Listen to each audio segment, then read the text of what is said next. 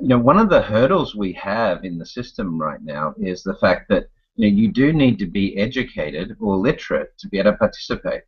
And this in itself is the reason why 60% of the world's population is unbanked today.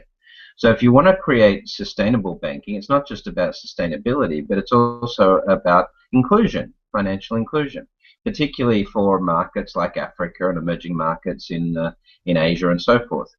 Now, you're not going to do that with a Western system that requires you to understand, Friedman economic views and things like that.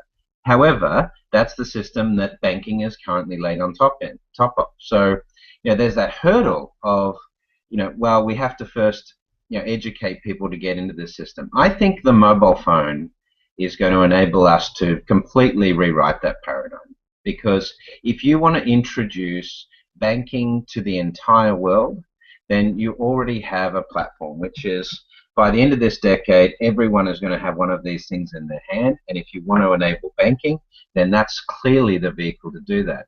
And to Harriet's point of view, if you really think about that customer experience or that end user experience in terms of banking, and you step away from what you know of banking today, and you say, well, we don't have to try and shove internet banking on a smaller screen or put a debit card in a mobile wallet. Let's think about fundamentally changing this paradigm. Let's think about enabling someone to do banking, have their money on their phone, pay for stuff, conduct commerce, and live their life without those traditional complexities we've had.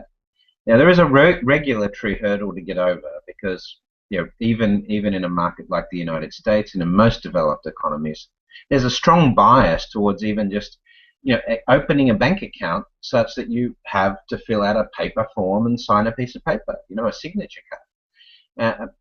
We've got to get over some of those biases, because it's those biases that require participation in an unsustainable banking system for the world. Because if you don't change that, you're never going to get that 60% of people in the world that aren't banked.